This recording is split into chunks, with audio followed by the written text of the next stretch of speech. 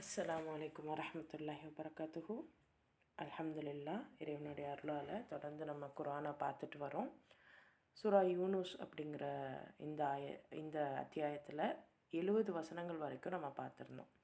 இப்போ 70வது வசனத்தில் கடைசியாக இறைவன் எது வரைக்கும் சொல்லியிருந்ததை நம்ம பார்த்தோம் அப்படின்னா, உலகில் அவர்கள் அனுபவிப்பது கொஞ்ச நாள் வாழ்க்கை தான், பிறகு நம்மிடமே அவர்கள் திரும்ப வர வேண்டியுள்ளது. பின்னர் அவர்கள் மேற்கொண்டிருந்த நிராகரிப்பு போக்கிற்கு பகரமாக கடுமையான வேதனையை அவர்கள் சுவைக்கும்படி செய்வோம். ஸோ இந்த யூனூஸ் அப்படிங்கிற இந்த ஆயத்தை இந்த கம்யூனிட்டி, இந்த மக்கள் எந்த மாதிரியான போக்கையெல்லாம் மேற்கொள்கிறாங்க, அதற்காக என்னென்ன பின்விளைவுகளெல்லாம் சந்திப்பாங்க அப்படிங்கிறது தான் இறைவன் பேசிகிட்டே வரான். அதில் மிக முக்கியமாக அவங்களுடைய நிராகரிப்பு போக்கு இருந்துச்சுன்னா அவங்களுக்கான நிலை என்ன அப்படிங்கிறத இறைவன் இங்கே குறிப்பிட்டிருந்தான். சரி, ஸோ இன்றைக்கி இறைவன் வேறு என்ன விஷயங்கள் எல்லாம் சொல்கிறான் அப்படிங்கிறத நம்ம பார்க்கலாம். 71வது வசனம் பாருங்கள்.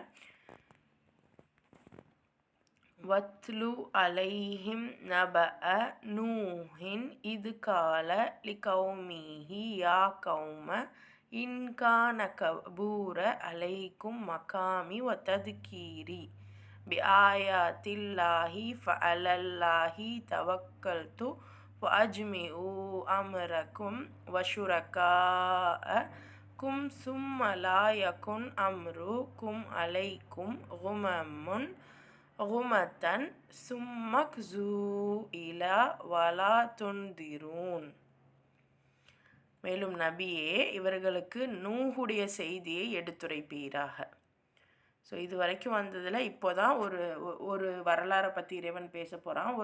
ஒரு கம்யூனிட்டியை பற்றி, நூஹுடைய கம்யூனிட்டியை பற்றி இங்கே இறைவன் பேச சொல்கிறான். நூஹ் அலைஹிஸ்ஸலாமுடைய கம்யூனிட்டி.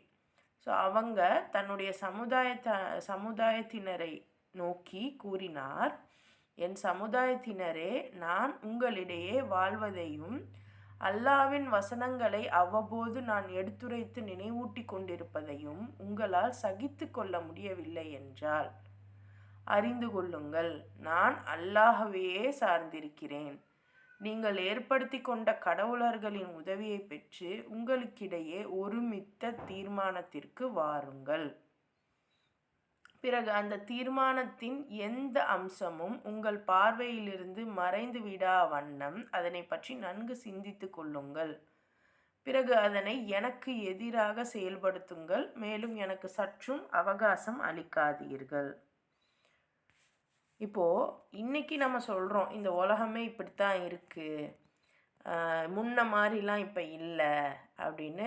ஒரு 10 வருஷத்துக்கு முன்னே இப்போ இல்லை, 10 வருஷத்துக்கு முன்னாடி இருந்த மாதிரி இப்போ இல்லை அப்படின்ற மாதிரிலாம் நம்ம நினைக்கிறோம்ல. ஆனால் நூஹ் அலைஹிஸ்ஸலாம் எப்போ உள்ள மனிதர்? ஸோ எப்போ வாழ்ந்த ஒரு இறைதூதர், எந்த காலம்? ஸோ இப்போ ஆரம்ப காலத்திலிருந்தே காலம் காலமாக இந்த மனிதர்கள் இப்படி இருந்திருக்காங்க. அப்போது நூஹ் அலைஹிஸ்ஸலாமுடைய இந்த வரலாறை நீங்கள் நினைவுபடுத்தி சொல்லுங்க அப்படின்னு இறைவன் சொல்கிறான். நூஹ் அலைஹிஸ்ஸலாம் அந்த மக்கள்கிட்ட சொல்கிறாங்க, நான் இறைவனுடைய விஷயங்களை சொல்லி உங்களை இப்படி வாழுங்க அப்படி சொல்கிறது உங்களுக்கு பிடிக்க மாட்டேங்குதா? இன்றைக்கி எப்படி நம்ம ஒன்றும் இல்லை, சின்ன ஒரு விஷயத்த சொன்னால் கூட பிடிக்க மாட்டேங்குது. நீங்கள் அல்லாஹ் சொன்ன மாதிரிலாம் நம்ம வாழணுன்னா போக வேண்டியதுதான். எப்படி வாழ முடியும்? இந்த வார்த்தை, இப்போ நான் இப்படி சொல்கிற வார்த்தை சாதாரண ஒரு முஸ்லீமால் வெளிவருது, முஸ்லீமுடைய வாய்களில் வெளிவருது, வருதா இல்லையா? அப்போது நம்ம எப்படி முஸ்லீம்னு சொல்லிக்கிறோம்? ஸோ விஷயம் என்னென்னா, இந்த சமுதாய மக்கள் எப்போவுமே இப்படி தான் பேசக்கூடியவர்களாக இருக்காங்க. அப்போது இறைவனுடைய வார்த்தைகளை, இறைவனுடைய சட்டங்களை சொல்லும்போது உங்களுக்கு சகிச்சுக்க முடியலை, அப்படி சொல்லக்கூடியவர்களையும் சகிச்சுக்க முடியலை. அப்போ இறைவனுடைய சட்டங்கள், இறைவனுடைய வசனங்கள்ங்கிறது வெறும் குர்ஆன் ஓதுறது மட்டும் இல்லை, குர்ஆன் ஓதுறத மற்றவங்க கேட்க மாட்றாங்க அப்படின்னு இல்லை. குர்ஆன் ஓதுனாலும் ஓதுறவங்களுக்கே அது புரியாத நிலைமையில தான் இன்றைக்கி நம்ம இருக்கோம். ஆமாம் தானே? அப்போது குர்ஆன் மட்டும் கிடையாது, இந்த உலகத்தில் சரியான விஷயம், நீதியான விஷயம், நேர்மை, இயற்கை அப்படின்னு எதெல்லாம் இறைவன்கிட்ட இருந்து வந்ததோ அதையெல்லாம் எடுத்து சொல்லும்போது மக்களுக்கு பிடிக்க மாட்டேங்குது. ஏம்மா ஜூஸு குடிக்கிற, தண்ணி குடி அப்படி சொன்னால், என் பிள்ளைக்கு ஜூஸு நான் வாங்கி கொடுக்குறேன், நீங்கள் ஏன் சொல்கிறீங்கன்னு நம்ம வீட்டு பெண்களே நம்மளை வந்து திட்டுறாங்க. நம்ம வீட்டு ஆளுக்களே நம்மளை திட்டுறாங்க. என் பிள்ளைக்கு நான் இது வாங்கி தரேன், இந்த ஃபுட்டு நான் வாங்கி தரேன், உங்களுக்கு என்ன அம்மா இது உடம்புக்கு கேடுமா, அதெல்லாம் நீங்கள் சொல்லாதீங்க. சொல்கிறாங்களா இல்லையா? இஷ்டத்துக்கு கேட்ட பொருளெல்லாம் வாங்கி கொடுத்துட்டு எதெல்லாம் பிள்ளை கேட்குதோ உடனே உடனே உடனே உடனே கடனை வாங்கி அந்த குழந்தைங்களுக்கு வாங்கி கொடுக்குறது. ஸோ இவ்வளோலாம் ஏமா பண்ணுற அப்படின்னு கேட்டால் உங்கள் வேலையை பாருங்கள். அப்போது இந்த மாதிரி இப்போ இறைவனுடைய விஷயங்கள் மட்டும் இல்லை, பொதுவாகவே நல்லது கெட்டதுன்னு இறைவன் சொல்லியிருப்பான்ல. அது இறைவன் சொன்னான்னு தெரியலைன்னா கூட நம்ம மனசில் ஆக்சுவலாக எல்லா கல்வியுமே கொடுத்து தானே அனுப்பியிருக்கான். ஒரு பேசிக் கல்வி எல்லாமே ஆதம் அலைஹிஸ்ஸலாமுக்கு கொடுத்து தானே அல்லாஹ் அனுப்புனான்.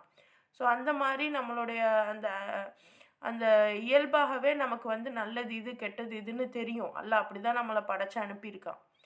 ஸோ அதை கூட ஏற்றுக்கொள்ள முடியாத அளவுக்கு இன்றைக்கி இந்த உலகம் மாறி இருக்கு. அப்போது இந்த மாதிரி இதெல்லாம் உங்களுக்கு எடுத்து சொன்னால் இவங்களுக்கு பிடிக்க மாட்டேங்குது. திருமணம் அப்படிங்கிறது ஆண் பெண்ணுக்கு தான் திருமணம் நடக்கணும், அதுதான் இயல்பு. திருமணமான பிறகு தான் அந்த ஆண் பெண்ணோட அந்த திருமணத்துக்கு பிறகான உறவில் தான் குழந்தை பிறக்கணும், அதுதான் இயல்பு. இப்படி நம்ம சொன்னால் இன்னைக்கு திரைப்படங்களில் என்ன வருது? திருமணத்துக்கு முன்னாடியே எல்லாமே குழந்தை பிறக்கலாம், யார் அப்பான்னே தெரியாமல் குழந்தை பிறக்கலாம், டெஸ்ட் டியூப் பேபி, இதெல்லாம் ரொம்ப ப்ரொமோட் பண்ணிக்கிட்டே வராங்க. இப்போது இன்றைக்கி வந்து நமக்கு இது புரியும், இவங்கெல்லாம் ஒரு சும்மா ஏதோ அடிச்சு விட்றாங்க, ஏதோ ப்ரொமோட் பண்ணுறாங்க அப்படின்னு. ஆனால் இன்றைக்கி 10-12 வயசில் இருக்கிற பிள்ளைக நாளைக்கு அதுங்க நம்ம ஸ்டேஜில் வரும்போது, ஒரு 20-25 வயசு அந்த அடல்ட் ஸ்டேஜ் வரும்போது இதையெல்லாம் பார்த்து வந்துச்சு அப்படின்னா என்னாகும்? இந்த மாதிரி படங்களை எல்லாம் பார்த்து வருது. கண்டிப்பாக இன்றைக்கி எந்த முஸ்லீமும் நான் படமே பார்க்கலன்னா சொல்ல முடியாது. எல்லாருமே பார்க்கத்தான் செய்கிறாங்க, எல்லாமே பார்த்துட்டு தான் இருக்கோம். அப்படிங்கிறப்ப இப்போ இந்த மாதிரியான படங்கள்லாம் வரும்போது அவங்களுக்கு எப்படியெல்லாம் மாற்றங்களை ஏற்படுத்தும். இப்போ ரீசண்டாக ஒன்று நான் பார்த்தேன், குரான் கிளாஸில் எதுக்கு நீங்கள் படத்தை பற்றி பேசுகிறீங்க அப்படின்னா, சமூகம் எப்படி இருக்குது அப்படிங்கிறத நம்ம படத்தை வச்சு தான் கண்டுபிடிக்க முடியும். படத்தை வச்சு தான், ஏன்னா அதில் என்ன இன்ஃப்ளூயன்ஸ் கொடுத்துட்டே வரானோ அதைத்தான் ஒரு அந்த ஸ்டேஜில் வரவங்க பண்ணுவாங்க. பெரியவங்க இப்போ நம்ம கொஞ்சம் மெச்சூராக இருக்கோம், நம்ம பண்ண மாட்டோம். ஆனால் அந்த மாதிரியான படங்கள் நம்மளை மாதிரியான ஆட்களையே திசை திருப்புது. அப்போ குழந்தைங்கள எப்படி திசை திருப்போம்? இப்போ ரீசண்டாக ஏதோ ஒரு படம், அது பேர் என்ன, ஏதோ ஒன்று, காதலிக்க நேரம் இல்லை சொல்லிட்டு, அது அவ்வளோ மோசமாக இறைவன் சொன்னதுக்கு அப்படியே அபட்டமாக ரொம்ப தப்பான வழியில் ஒரு சமூகம் இருக்கிறத பெருமையாக காமிக்கிறாங்க. எந்த முஸ்லீம்களும் இதுக்கு எதிர்த்துலாம் போய் போராட்டமே பண்ணலை. ஏதாவது ஒரு படத்தில் முஸ்லீமை வந்து தீவிரவாதியாக காமிச்சிட்டா நம்ம போய் அவ்வளோ போராட்டம் பண்ணுறோம், அவ்வளோ வாட்ஸ்அப்லலாம் ஷேர் பண்ணிக்கிட்டே இருக்கோம், முஸ்லீமை வந்து ஒரு தீவிரவாதியாக காமிச்சிட்டாங்கன்னு. அப்போ அதில் மட்டும் நம்ம ஒரு மனிதனை கேவலப்படுத்தும் போது மட்டும், ஒரு முஸ்லீம் மனிதன் அப்படிங்கிற பேரில் நம்மளை அசிங்கப்படுத்தும் போது மட்டும் நம்ம போய் நிற்கிறோம். ஆனால் இந்த மாதிரியான படங்கள் அல்லாஹ் சொன்ன மொத்த விஷயத்தையுமே கேவலப்படுத்துது. அல்லாஹ் சொன்ன விஷயங்கள், ஸோ இது இயற்கை தானே, இதுவோ அல்லாஹ் சொன்னான் அப்படின்னா இயற்கை எல்லாமே அல்லாஹ் சொன்னது தான், அல்லாஹ்வுடைய ரிசோர்ஸ் தான். அப்போது அந்த எல்ஜிபிடிக்யூ அஜெண்டாவாக இருக்கட்டும், டெஸ்ட் டியூப் பேபியோடைய அஜெண்டாவாக இருக்கட்டும், இப்படி முட்டாள்தனமான மனிதர் இயற்கைக்கு மாறான விஷயங்கள் எல்லாம் இன்றைக்கி வந்து ரொம்ப சர்வசாதாரணமாக படங்களுக்குள்ளே கொண்டு வந்துட்டாங்க. ஆனால் இதுக்கெல்லாம் எதிர்த்து எங்கேயாவது குரல் கொடுத்துருக்கோமா நம்ம? இல்லையே. அப்போ நம்ம என்ன, எனக்கு தெரிஞ்சு தனித்தனி நபர்களாக கொஞ்சம் கொஞ்சம் பேசுகிறாங்க தான், இல்லைன்னு நம்ம மறுக்கலை. ஆனால் ஒரு ஒரு ப்ராடாக மொத்தமாக யாரும் ஏதாவது இதுக்கு எதிர்த்து நிற்கிறோமா? அண்ட் அதே மாதிரி நம்ம பசங்களில் யாராவது ரொம்ப இதை பற்றிலாம், ஏன்னா யூடியூப் சேனல்லாம் இன்றைக்கி ரொம்ப வஸ்ட்டாக இருக்குது, இருந்தாலும் அதுலேயும் நிறைய லேர்னிங் ப்ராசஸும் இருக்குது. அப்படி லேர்னிங் கண்டென்ட்டில் இதை பற்றிலாம் பேசுகிறாங்களா? ஸோ இதுவும் நீங்கள் சிந்திச்சுக்கிறங்க. ஏன் இந்த வசனத்தோடு நான் இழுக்கிறேன் அப்படின்னா, நூஹ் அலைஹிஸ்ஸலாம் என்ன வார்த்தை சொல்லியிருக்காங்க? நான் அல்லாஹ்வுடைய வார்த்தைகள் உங்களுக்கு சொல்கிறது உங்களுக்கு பிடிக்கலல்ல அப்படிங்கிறாங்க. இன்றைக்கி அதுதான் நடக்குது. எவ்வளோ எவ்வளோ ஒரு பூதாகரமான அஜெண்டாஸ் உள்ளே இருக்குது. நமக்கு இதெல்லாம் என்ன சும்மா படம்னு நினைக்கிறோம். ஆனால் அதை பார்த்து வர்ற குழந்தைங்க அது மாதிரி தான் வளரும். அப்போ சிந்திச்சுக்கிறங்க.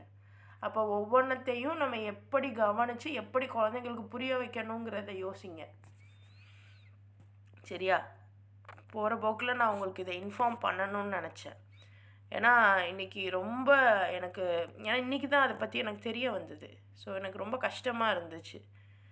என்னடா இவ்வளோ ஓப்பனாக அஜந்தாஸ் இவ்வளோ ஓப்பனாக இதை பற்றி போடுறாங்களே, இந்த மாதிரி வியூஸ் என்ன சொல்கிறது, திரைப்படங்கள்லாம் வருது, எல்லாருமே அது பார்ப்பாங்க தான். இன்றைக்கி எல்லாருமே திரைப்படங்களை பார்க்கத்தான் செய்கிறீங்க. ஆனால் எந்த மாதிரியான திரைப்படங்கள்ன்றதை சிந்திங்க. அது இறைவன் சொன்னதை எப்படி மாற்றி அமைக்கிறாங்கங்கிறத பாருங்கள். அப்போ அதுலேருந்து நம்ம எப்படி நம்ம சிந்தனையை மாற்றணுங்கிறத சிந்திங்க. சரியா? வேறு வழியே இல்லை இன்றைக்கி இருக்கிற சூழலில். நான் அதை செய்ய மாட்டேன், கொல்ல மாட்டேன் அப்படின்னு சொல்லலாம், வாயால் வேணாம். ஆனால் 100க்கு 90% செய்யத்தான் செய்கிறோம். மேபி அந்த 10% வேணால் அதில் ஏதோ எக்ஸ்க்ளூசிவாக இருப்பாங்க. பட் 90% இதாக தான் இருக்கும். ஸோ கவனமாக இருந்துக்கோங்க. அப்போது நூஹ் நபி சொல்கிறாங்க, நீங்கள் ஏற்படுத்தி கொண்ட கடவுளர்களின் உதவியை பெற்று. அப்போ அந்த கடவுளர்கள் அப்படின்னா நம்மளுடைய செயலை பற்றி தானே இறைவன் பேசிட்டு வரான். இன்றைக்கி நம்ம யார் பேச்செல்லாம் கேட்டு இப்போ படம் எடுக்கிறாங்க, படத்தை பார்த்து நம்ம இன்ஃப்ளூயன்ஸ் ஆகுறோம், சேனல்ஸில் பேசுகிறாங்க, அதை பார்த்து நம்ம இன்ஃப்ளூயன்ஸ் ஆகுறோம். சயின்ஸு, இன்னும் school miss, teacher, principal, scientist, politician, actor, நம்ம நினச்சிக்கிறோம் கடவுளர்கள் அப்படின்னோன்னா அடுத்த சிலையத்தான் இறைவன் பேசுனா. இன்றைக்கி கண்ணுக்கு யாரெல்லாம் நம்ம ஒரு ஹீரோயிஸ்டிக் லெவலில் வச்சுருக்கோமோ அவங்க எல்லாமே. ஸோ இவங்களெல்லாம் ஒருமிச்ச நீங்கள் கூப்பிட்டு ஒரு டெசிஷன் எடுத்து அந்த எல்லா டெசிஷனையும் வச்சு இறைவனுடைய பார்வையிலேருந்து நீங்கள் மறைஞ்சிட பாருங்கள். உங்களால் அதை முடியுமா? அப்போ நன்கு சிந்தித்து கொள்ளுங்கள். இறைவனுக்கு எதிராக நீங்கள் செயல்படுத்தவும் செய்யுங்க. எனக்கு சற்றும் அவகாசம் அளிக்காதீர்கள். யார்? நூஹ் நபி அந்த வார்த்தை சொல்லியிருக்காங்க, எனக்கு நீங்கள் எந்த டைமும் கொடுக்க தேவையில்லை அப்படின்னு சொன்னாராம். இப்போ இப்படி சொல்லி இறைவன் சொல்லியிருக்கான். ஸோ எந்த மாதிரியான சமூகத்துக்கு எதிராக இந்த வார்த்தையை அவர் சொல்லியிருப்பார், சிந்திச்சுக்கிறங்க. ஸோ இந்த சமூகத்தை பற்றி ஏன் இறைவன் நமக்கு இன்னைக்கு சொல்லணும்? فَإِن تَوَلَّيْتُمْ فَمَا سَأَلْتُكُم مِّنْ أَجْرٍ إِنْ أَجْرِيَ إِلَّا عَلَى اللَّهِ وَأَكُونَ مِنَ الْمُسْلِمِينَ. நீங்கள் என் நல்லுரையை புறக்கணித்தால் எனக்கு ஒன்றும் இழப்பு ஏற்பட்டு விடாது. நான் உங்களிடம் கூலி எதனையும் கேட்கவில்லை. என்னுடைய கூலி அல்லாஹ்விடமே உள்ளது. எவர் ஏற்றுக்கொண்டாலும் ஏற்காவிட்டாலும் நான் இறைவனுக்கு அடிபணிந்து வாழ்பவனாக முஸ்லீமாக விளங்க வேண்டும் என்றே நான் கட்டளையிடப்பட்டுள்ளேன். அப்போது நான் நூஹ் நபி இதை சொல்கிறாரு. அதாவது நான் இந்த நல்ல விஷயங்கள் உங்களுக்கு சொல்லும்போது நீங்கள் இதை புறக்கணிக்கிறீங்க, இதை அப்படின்னா இழப்பு எனக்கு ஒன்றும் இல்லை. நான் உங்ககிட்ட கூலி எதையும் கேட்கலை. என்னுடைய கூலி எல்லாம் அல்லாஹ் கிட்ட தான் இருக்குது. யார் ஏற்றுக்கிட்டாலும் ஏற்றுக்கலைன்னாலும் நான் இறைவனுக்கு அடிபணிஞ்சு வாழ்கிறேன். முஸ்லீமாக இருக்கணும்னு நினைக்கிறேன். எனக்கு அப்படி தான் கட்டளையிடப்பட்டுள்ளது. முஸ்லீம் அப்படின்னா இறைவனுக்கு அடிபணிஞ்சு வாழ்வது. இப்போ இறைவனுக்கு அடிபணிஞ்சு வாழ்கிறது அப்படின்னா, இறைவன் சொன்னான்ல, இப்படி தான் நீங்கள் இருக்கணும், இந்த மாதிரி தான் உங்கள் வாழ்க்கை முறை இருக்கணும், இந்த மாதிரி தான் உங்கள் பொருளாதாரம் இருக்கணும், இந்த மாதிரி தான் உங்களுடைய நட்பு இருக்கணும் அப்படின்ட்டு ஒவ்வொரு விஷயத்துலையுமே இறைவன் சொல்லி தான் அனுப்பியிருக்கான். அப்போ இப்படித்தான் நான் வாழ போகிறேன், இது நான் வந்து இதுலேருந்து என்னால் மாற முடியாது அப்படின்னு நூஹ் அலைஹிஸ்ஸலாம் அவருடைய சமுதாயத்துக்கு சொல்லியிருக்கார். சரியா?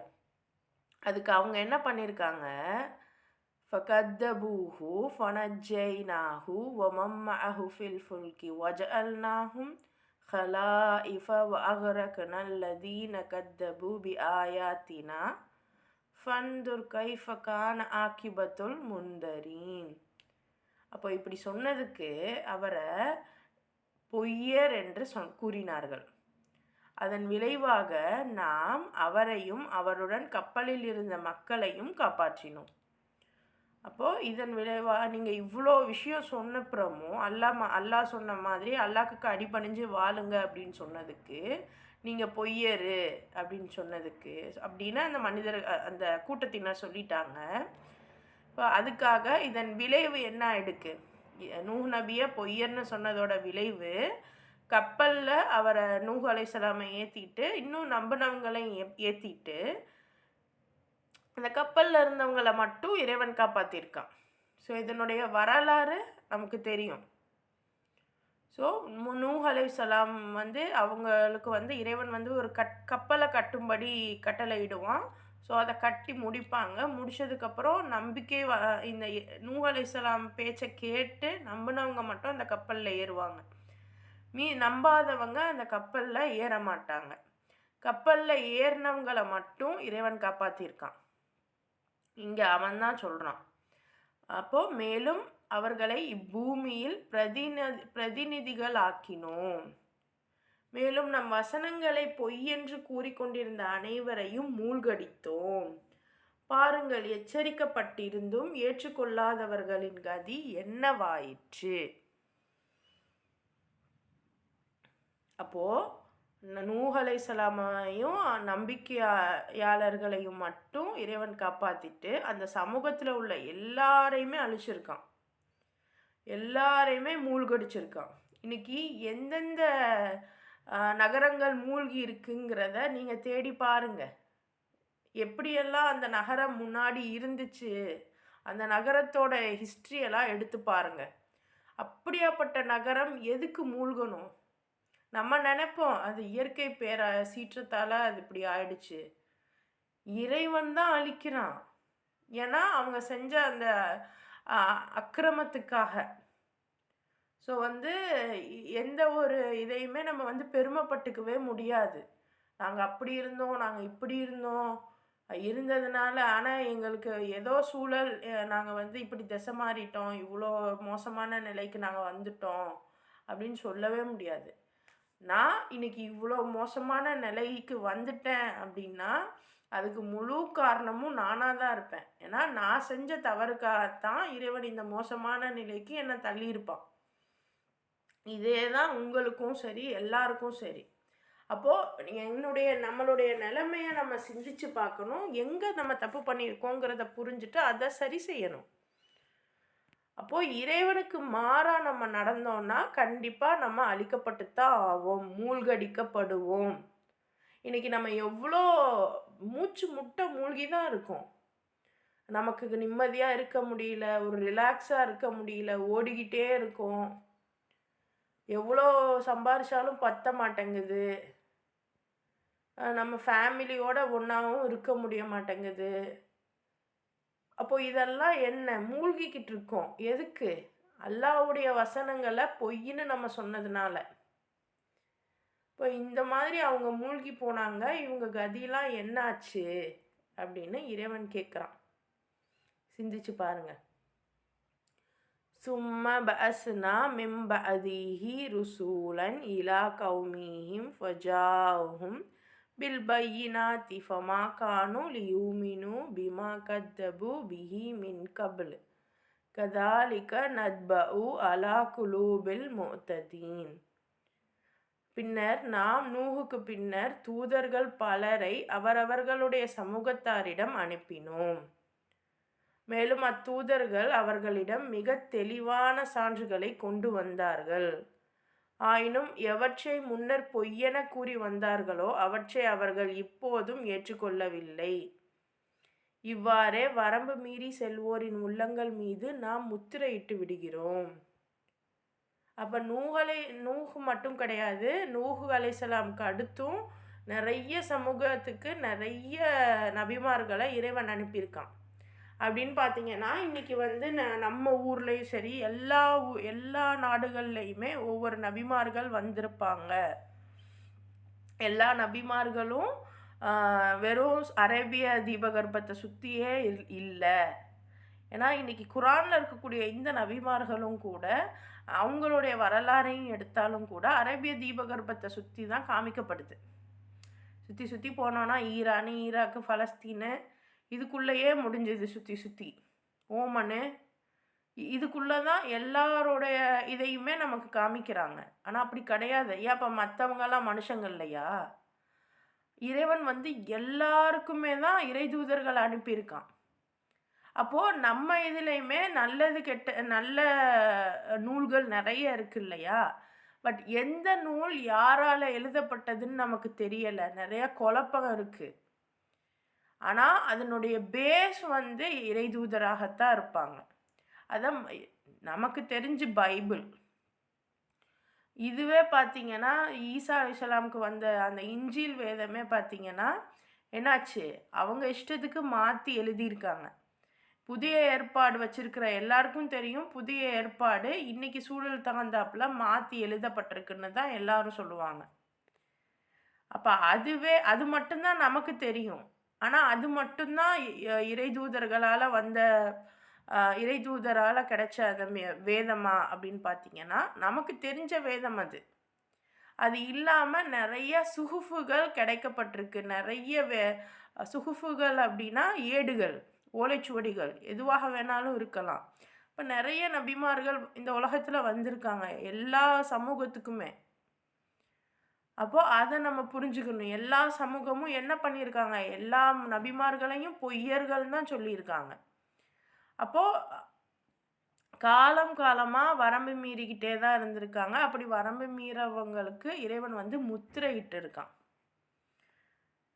எதையுமே அவங்க புரிஞ்சு கொள்ள முடியாத வண்ணம் அவங்களுக்கு வந்து இறைவன் முத்திரையிட்டுட்டான்.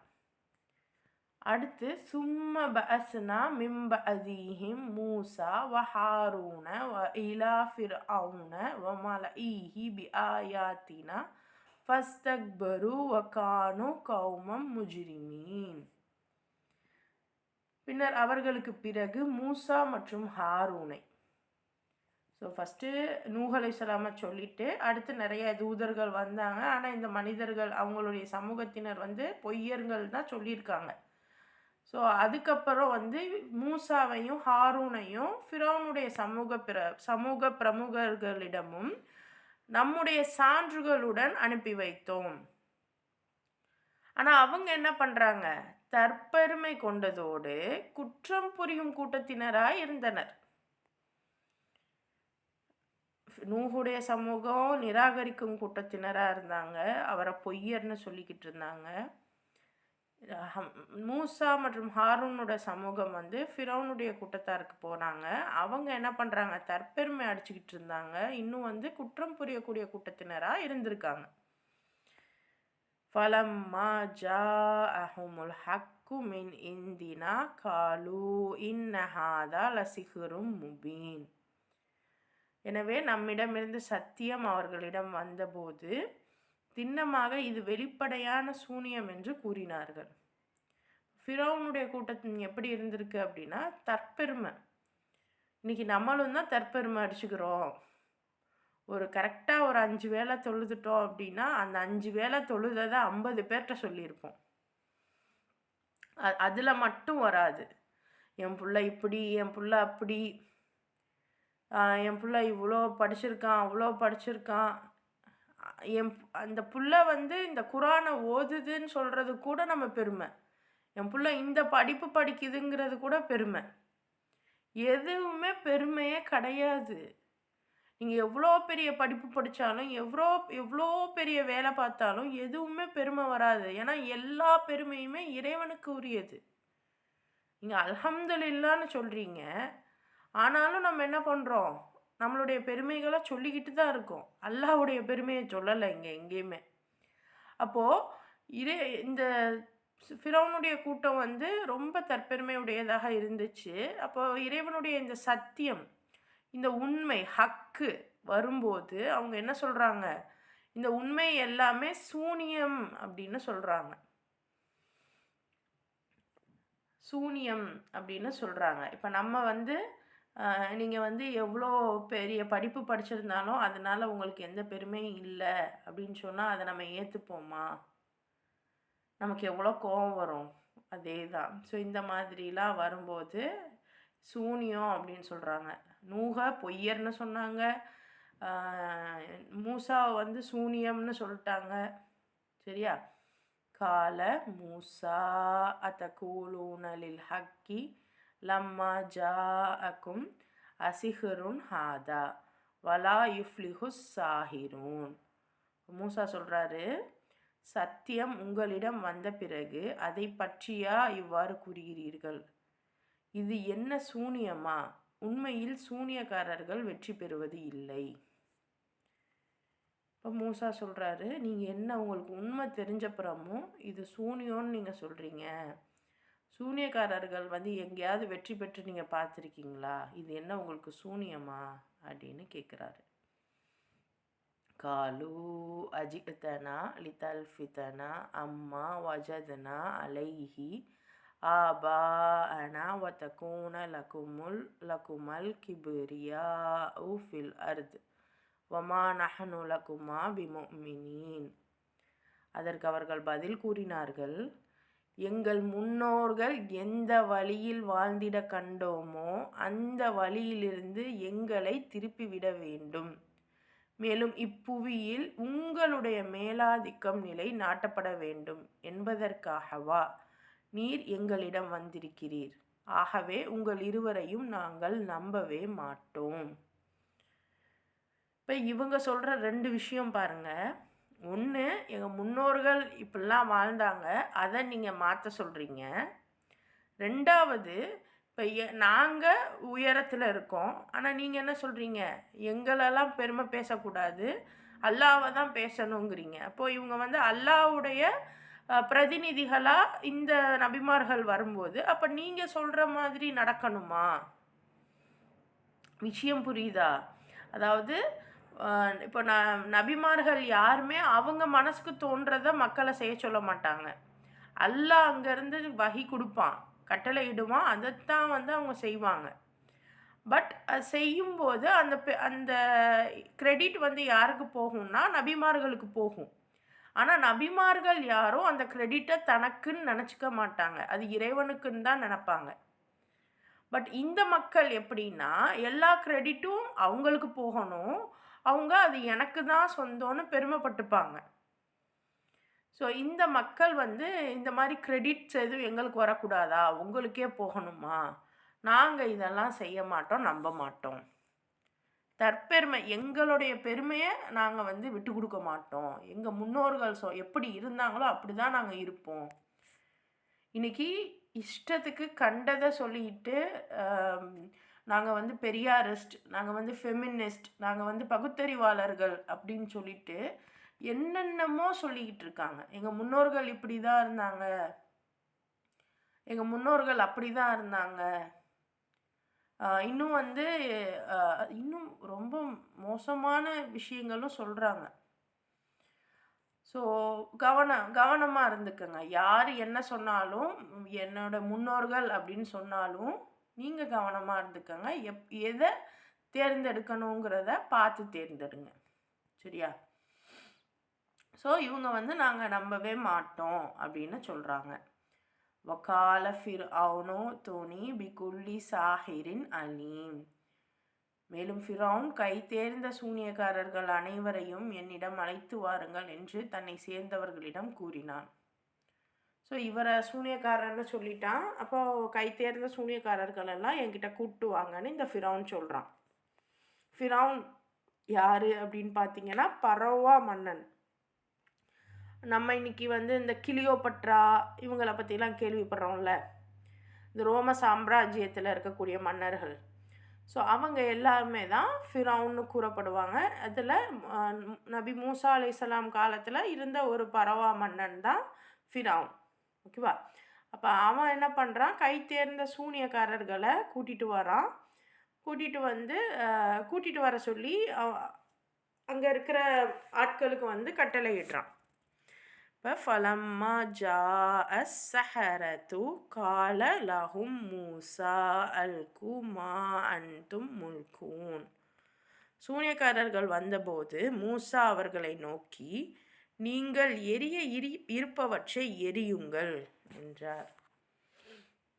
இப்போது சூனியக்காரர்கள் அப்படிங்கிறது நம்ம நினைக்கிற மாதிரி பிளாக் மேஜிக். அதை நம்ம கற்பனைக்கே என்ன கற்பனை செஞ்சுக்க முடியும்? அந்த பிளாக் மேஜிக்கும் நமக்கு எது சொல்லி கொடுத்துருக்கு? படங்கள் தான் சொல்லி கொடுத்துருக்கு. ஸோ முழுக்க படங்கள் நம்ம வாழ்க்கையில் பெரிய இன்ஃப்ளூயன்ஸை தெரிஞ்சும் தெரியாமையும் ஏற்படுத்துது. அப்போ அந்த படங்கள்லேருந்து எப்படி நல்லதையும் கெட்டதையும் பிரித்து எடுக்கிறதுங்கிற அந்த அறிவு நமக்கு வேணும். ஆனால் இன்றைக்கி சூழலில் அந்த நிறைய விஷயங்கள்லேருந்து நம்ம ஒதுங்க முடியல. ஆனால் ஒதுங்க முடியலைன்னாலும் அட்லீஸ்ட் பிரித்து பார்க்கவாது தெரியணும். ஸோ இப்போ நம்ம இன்றைக்கி இதில் வந்து சூனியக்காரர்கள் அப்படின்னு சொல்லும்போது எப்படி தோணும் அப்படின்னா, ஃபார் எக்ஸாம்பிள் நான் சொல்கிறேன். நம்ம இங்கேருந்து நம்ம பார்க்குறோம். நம்ம சின்ன வயசில் நினச்சிருப்போம் அந்த டிவிக்குள்ளே இருக்கிறவங்கெல்லாம் தெரிகிறவங்கெல்லாம் டிவிக்குள்ளே தான் வாழ்ந்துக்கிட்டு இருப்பாங்க, டிவி அமர்த்துனா அவங்கெல்லாம் உள்ளே இருப்பாங்க அப்படின்னு கூட நினச்ச காலங்கள் இருக்குது. அப்போது ஒரு விஷயம் கண்ணுக்கு முன்னாடி தெரியும், ஆனால் அது நிஜம் இல்லை இல்லையா? இன்றைக்கி அது சாத்தியமா இல்லையா? முன்னாடியா டிவியில் பார்த்தோம், அப்புறம் ஸ்க்ரீனில் பார்த்தோம், பெரிய ஸ்க்ரீனில். இப்போ கைக்கரைய அந்த ஃபோனில் பார்க்குறோம். அதையும் தாண்டி இப்போ வந்து அந்த ஏஐ டெக்னாலஜியில் கண்ணில் ஏதோ ஒரு கண்ணாடி மாதிரி போட்டுட்டா நிஜத்திலேயே இருக்கிற மாதிரி நம்மளால் பார்க்க முடியுது. இருக்கா இல்லையா? இப்போ ரொம்ப ரீசன்ட் ட்ரெண்டாக அது வருது. நிறையா நீங்கள் பார்த்துருப்பீங்க. அதாவது இறந்து போயிருப்பாங்க யாராவது, அவங்களுடைய முக உருவம் மாதிரியே வந்து அந்த இன்னொருத்தவங்களுக்கு அந்த உருவத்தோடைய அந்த ஃபேஸை கொடுத்து காமிக்கிறாங்க. பார்த்திங்களா இல்லையா? இப்போ ரீசண்டாக கூட. அப்போது இந்த அளவுக்கு பொய்யானதை உண்மை மாதிரியே காமிக்கிறதில்ல. இதைத்தான் இங்கே சூனியம்னு குறிப்பிடுறாங்க. சரியா?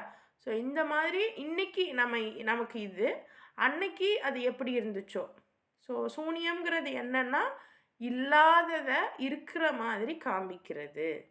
இப்போ நம்ம சொல்லுவோம்ல, இதெல்லாம் ஏஐ, இந்த டெக்னீஷியனுக்கு இது தெரியும், நம்மளால் சொல்ல முடியுதா இல்லையா? ஸோ அந்த மாதிரி இவர் கொண்டு வந்த விஷயத்தையும் இவர் என்ன பண்ணிட்டார், இது ஒரு சூனியம், ஒரு டெக்னாலஜி அப்படிங்கிற மாதிரி சொல்கிறாங்க. ஸோ இதை பீட் பண்ணணும் அப்படின்னா நீங்கள் அந்த டெக்னீஷியனை கூப்பிட்டு வாங்கன்னு சொல்லுவோம்ல. ஸோ அந்த மாதிரி சூனியக்காரங்களை கூப்பிட்டு வரும்படி சொல்கிறாங்க. அப்படி வந்ததுக்கப்புறமும் மூசா அலைஹிஸ்ஸலாம் சொல்கிறாங்க, நீங்கள் என்ன எரிய போகிறீங்க அதை எரிங்க அப்படின்னு சொல்லி, அதை தூக்கி போடுங்க, காமிங்க அப்படிங்கிற மாதிரி மூசா அலைஹிஸ்ஸலாம் சொல்கிறாரு. ஸோ இந்த மாதிரி இந்த விஷயம் வந்து போகுது. சரியா? அல்ஹம்துலில்லாஹ். நூஹ் அலைஹிஸ்ஸலாம் பற்றியும் இறைவன் பேசுகிறான், மூசா அலைஹிஸ்ஸலாம் பற்றியும் பேசுகிறான். அந்த சமூகங்கள் அந்த நபிமார்களை எவ்வாறு சொல்கிறாங்க, பொய்யருங்கிறாங்க, சூனியக்காரருங்கிறாங்க. அப்போது இந்த மாதிரிலாம் இருந்திருக்கு. ஸோ இதெல்லாம் இறைவன் குறிப்பிடுறான்.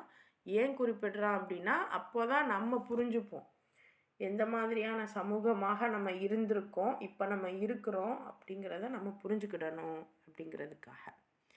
இன்ஷா அல்லாஹ் மீதி வசனங்களை நம்ம நாளைக்கு பார்க்கலாம். இன்னைக்கான செஷன் உங்களுக்கு புரிஞ்சுதா சிஸ்டர்ஸ்?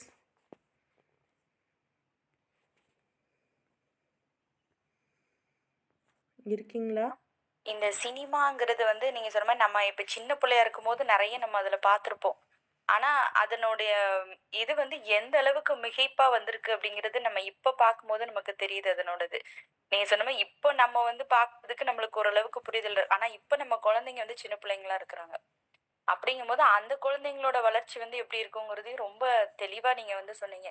அதுல வந்து நம்மள எந்த மாதிரிலாம் இன்ஃப்ளூயன்ஸ் பண்றானுங்க அவனுங்க அப்படின்னு சொல்லிட்டு.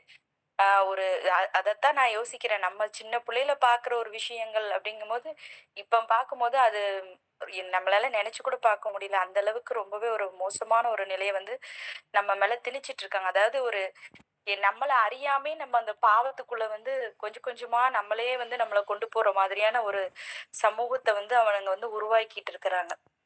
அதோட மட்டும் இல்ல, ஒவ்வொரு நபிமார்கள்லயும் ஒவ்வொரு விஷயங்கள் வந்து அவங்க வந்து கோட்டிங்கா பண்ணிட்டு இருந்தாங்க. அது என்னன்னா, இப்போ நூஹு நபி காலத்துல அவங்க நிராகரிப்பாளர்களா இருந்தாங்க. இப்ப ஃபிரௌனுடைய காலத்துல அவங்க வந்து இறைவன வணங்காம மாறு செஞ்சுட்டு இருந்தாங்க. இந்த மாதிரியான விஷயங்கள்லாம் இருந்திருக்கு.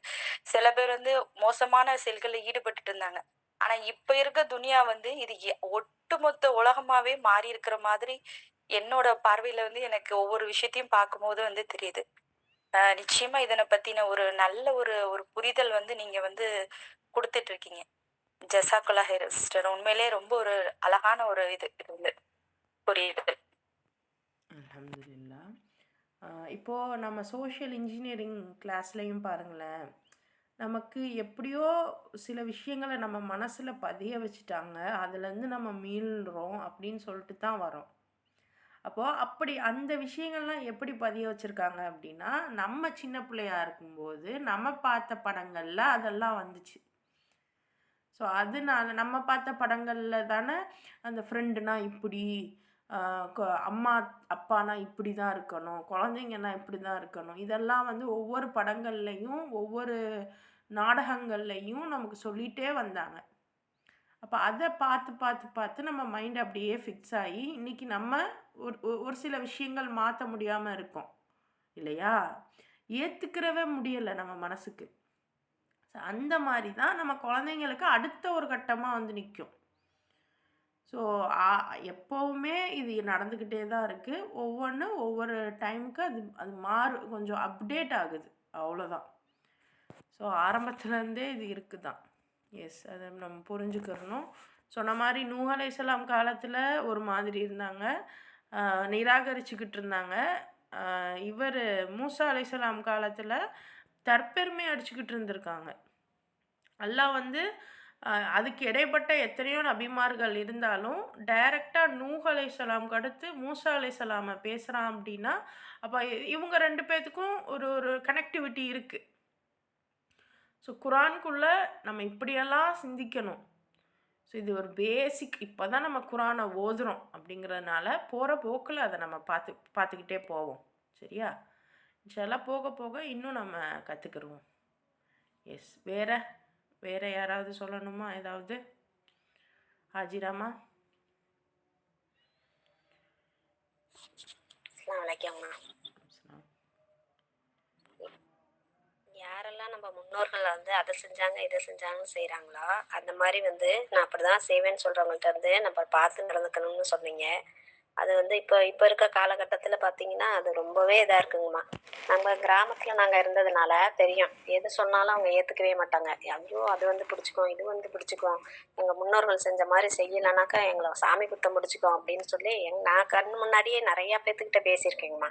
எனக்கு முன்னாடியே சொல்லுவாங்க அப்படி. நம்ம கேட்டோம்னாலே சொல்லுவோம். அதான் சாமி குத்தம் பிடிச்சுக்கும், அத பிடிச்சுக்கும், அதெல்லாம் ஒண்ணுமே செய்யாதுங்கன்னா கேட்கவே மாட்டாங்க. இப்ப காலமும் அப்படிதாங்கம்மா இருக்கு. எதுவுமே நல்லது, கெட்டது சொல்ல முடியாத காலமா இருக்கு. நம்ம ஏன் சாமி குத்தத்துக்கு போறோம்? நம்ம ஏன் சூழ் சாமி குத்தத்துக்கு போறோமா? அதுவாவது அவங்க வேற ஒரு மார்க்கத்த ஃபாலோ பண்றாங்க. வேற ஒரு மதத்த ஃபாலோ பண்றாங்க.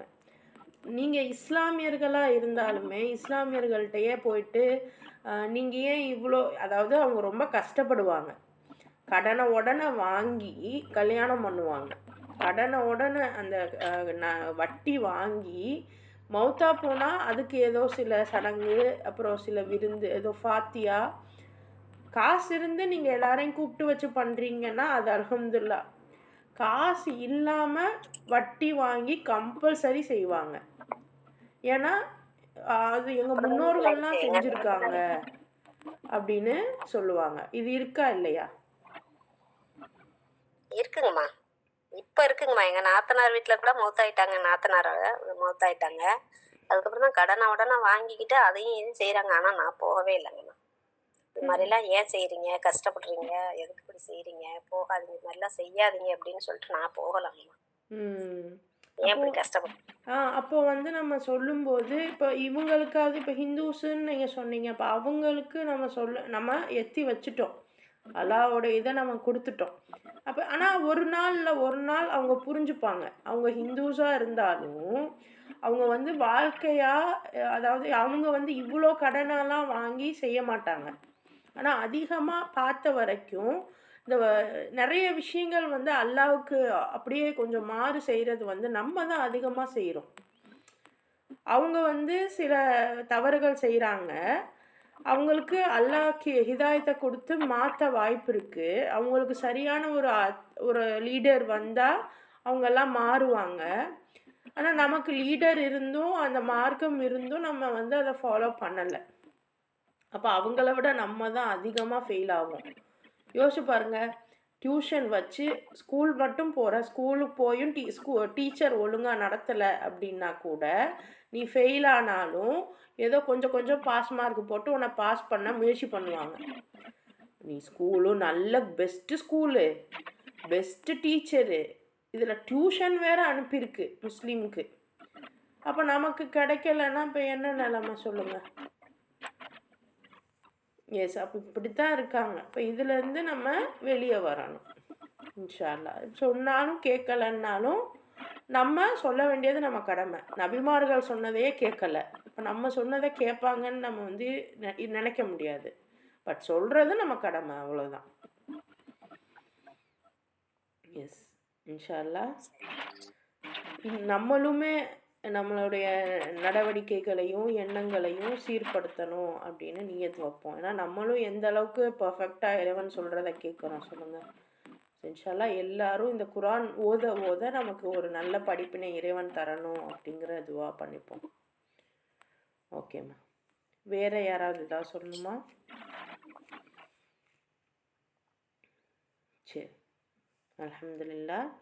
இன்ஷா அல்லாஹ் நாளைக்கு சந்திக்கலாம். அஸ்ஸலாமு அலைக்கும் வரஹ்மத்துல்லாஹி வபரகாத்துஹு.